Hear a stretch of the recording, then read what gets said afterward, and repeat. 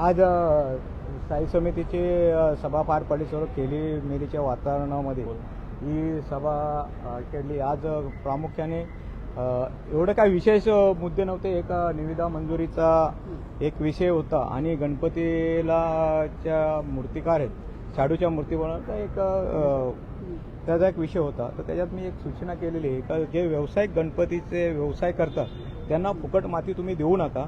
तुम्ही सर्वांना आव्हान करायला पाहिजे की तुम्ही शाडूच्या मूर्तीच खरेदी करा आणि ते योग्य होणार नाही.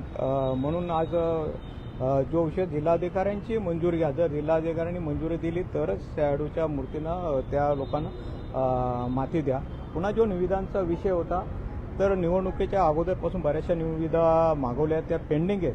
त्यांना सुद्धा एकत्र येऊन मंजुरी दिली पाहिजे का त्या जाणून बुजून त्यांनी मुद्दामून ठेवलेल्या आहेत. याची विचारणा नगराध्यक्षांना केलेली आहे. तर पुढच्या मिटिंगला सर्व निविदा या मंजूर करतो असं त्यांनी सांगितलेलं आहे. नाही केल्या तर नक्कीच शिवसेनेचा आक्रमक पवित्रा असेल. पुन्हा जो टॅक्सचा विषय त्यांनी जी टॅक्सची 50% सूट देण्याची मागणी केलेली आहे आणि जर प्रशासनाने टॅक्सची 31 उद्यापासून जर बिलं केली आणि बदलापूर जनतेला फसवणुकीसाठी जो ठराव केला असेल जी दिलेली बिलं आहेत त्या बिलांची ओली या नगरपालिकेच्या समोर शिवसेना करणार आहे असा मी पवित्रा आणि असा इशारा सुद्धा त्यांना दिलेला आहे. नक्कीच आणि जो मला वाटतं कालच्या आपच्या माध्यमातून तुम्ही बघितल्या ते जे इंदोर दौऱ्यावर ते लोक गेले होते मी मुख्य अधिकारी यांच्याशी चर्चा केली की 20 लाख रुपयाचा निधी तुम्ही त्यांना दिलेला होता. जर असे कुठचे तरी दौरे असेल तर तुम्ही सर्व नगरसेवकांना स्वतंत्र पत्र द्या किंवा विचारणा करा की कारण की आमची सुद्धा नावं त्याच्यात होती आणि आमच्या नावावर सुद्धा पैसे त्या इंदोर दौऱ्यामध्ये दिलेले आहेत. तुम्हाला विचारलं होतं आणि तुम्ही लोक आले नाहीये. राजनजी घोरपडे मला वाटतं काहीतरी पलवाट शोधत असतील. वामन म्हात्रे काय एवढ्या खालच्या दर्जाचा नाही किंवा वैयक्तिक टीका चांगल्या कामासाठी किंवा या शहरात चांगले प्रोजेक्ट आणण्यासाठी किंवा ते पाहण्यासाठी गेले असेल त्याला आमचा विरोध नाही. पण जेव्हा सर्व सदस्यांच्या नावाचे पैसे एलएचजीटीला आपण जेव्हा भरतो तेव्हा त्या सदस्यांची सुद्धा जबाबदारी त्या प्रत्येकाने गेलं पाहिजे. त्याला आम्ही पूर्वी जायचो पण प्रत्येकाला विचारतो बाबा तुम्हाला जायचं नसेल जे जाणार असेल त्यांचेच पैसे आम्ही त्या ठिकाणी भरायचो. जेणेकरून तुमच्यासारखे जे पत्रकार आहेत त्यांनी का सांगितले ते कुटुंबासोबत गेलेले ते कुटुंबासोबत गेले असेल त्यांचं वैयक्तिक त्या लोकांनी खर्च केला आहे की नाही याची काही मला कल्पना नाही. पण जेणेकरून शहरामध्ये सर्व लोकप्रतिनिधी सर्व नगरसेवकांची कुठच्या प्रकारची बदनामी होऊ नये याची काळजी याच्यानंतर नगराध्यक्षांनी घ्यावी. अर्थात म्हणजे हा जो काही दौरा झाला त्या दौऱ्यामध्ये जवळपास 20 लाख रुपये खर्च केले. आता तुम्ही सांगितलं 20-22 लाख रुपये. यामध्ये अपेक्षित होतं एकतर आधीच नगर परिषदेची आर्थिक परिस्थिती कमकुवत आहे आणि अशा परिस्थितीमध्ये 3 दिवसांच्या दौऱ्यासाठी 20 लाख रुपये नगरसेवक खर्च करतात आणि कुटुंबियांसोबत जात आहेत.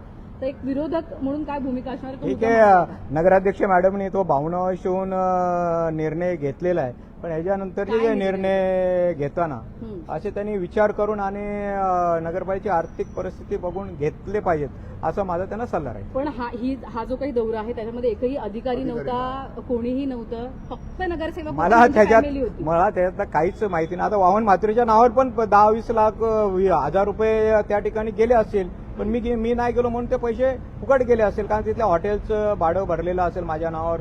त्या ठिकाणी कोणी वापरलं काय पण त्याची चौकशी मी नगराध्यक्षांना पुढच्या मिटिंगला विचारून बाबा तुम्ही आम्हाला सांगितलं असं नक्कीच पैसे नगरपालिकेचे वाचले असते किंवा ते तुम्हाला आम्ही भरायला नाही सांगितलं का आम्हाला जमणार नाही आला त्यांनी विचारणा केली असते 100% आम्ही सांगितलं असतं नगरपालिकेचे पैसे वाचवले. निविदा आता काही वेळापूर्वी तुम्ही निविदाचा उल्लेख केला. खरं तर सध्या एक चर्चा चालू आहे की 11% मागणी केली जाते. यापूर्वी तुम्ही सत्तेत होता. सुकाणू समिती त्यावेळी होती का? सुकाणू समिती काय जर असेल तर काय काम करत होती आणि कशा पद्धतीचा कार्यभार सांभाळतो? आम्ही काय सुकाणू समिती माझ्या वेळेस नव्हती आणि आता पण आहे का नाही माझ्यापर्यंत कोणी अशी तक्रार केली नाही. जर केली तुम्ही नक्कीच नगराध्यक्ष किंवा जे संबंधित ज्येष्ठ नगरसेवक त्यांच्याशी चर्चा करून जे आज ठेकेदार बाहेर बोंबलतात त्यांनी एकत्र यावं. आम्ही विरोधी पक्षात आम्हाला आणि तिथल्या नगराध्यक्षांच्या दालनात मी स्वतः त्यांच्याबरोबर जाईन आणि त्यांनी विचार बाबा तुम्हाला अडचण काय यांची बिलाट ठरवून कारण का 2015 नंतर जे नगराध्यक्षांचे अधिकार होते आर्थिक याचे ते माडे शासनाने काढून घेतलेले का त्यावेळेस नेहमीच असे विरोधकांचे किंवा जे एखादा कॉन्ट्रॅक्टरवर खुन्नष्ट मुद्दाम त्याचा बिल देत नाही तो प्रकार या नगरपालिकेत होऊ नये अशी विनंती मी नगराध्यक्ष मॅडमला मगाशीच केलेली आहे आणि मला वाटतं त्या स्वतः सक्षम आहेत ते कोणाचं न ऐकता ते निर्णय घेऊन सर्वांची ज्यांनी कामं केले त्यांची बिलं देण्याचं काम ते करतात. तुमच्याकडे जरी तक्रार केली नसेल तरी या ठेकेदारांनी 2 दिवसांपूर्वी आमदारांची मात्र भेट घेतली, सदरचा प्रकार आमदारांना सांगितलेला आहे आणि त्यांना या गोष्टीचा त्रास आता होतोय आमदार ते साहेबांच्या नेतृत्वाखाली नगरपालिकेची सत्ता आली. आमदारांनी त्याच दिवशी निर्णय घेऊन किंवा त्यांचे जे नगराध्यक्ष मॅडम आहेत, संबंधित नगरसेवक आहेत त्यांना बोलून तशा सूचना त्यांना करायला पाहिजे, जेणेकरून या शहरामध्ये आपल्या लोकप्रतिनिधींची जी बदनामी होते ती कुठेतरी थांबवली पाहिजे. हा संपूर्ण जो अभ्यास दौरा होता त्यासाठी एवढा पैसा खर्च झाल्यामुळे कुठेतरी शहरामध्ये लोकांची नाराजी पाहायला मिळते मला. आता तो त्यांनी जाताना त्यांनी विचार करून गेले असेल. मी काय त्याच्यावर जास्त भाष्य करू इच्छित नाही. अच्छा, काय अभ्यास केला त्या दौऱ्यामध्ये? मला काहीच माहिती नाही, मला काहीच माहिती. मी फेसबुक आणि व्हॉट्सअपवर मी काय होतो. आता तुम्ही अध्यक्ष मॅडम आहेत वर, त्यांना जा विचारा, त्यांचे गटनेते आहेत त्यांना विचारा, ते सांगतील बाबा काय अभ्यास दौरा केला तो.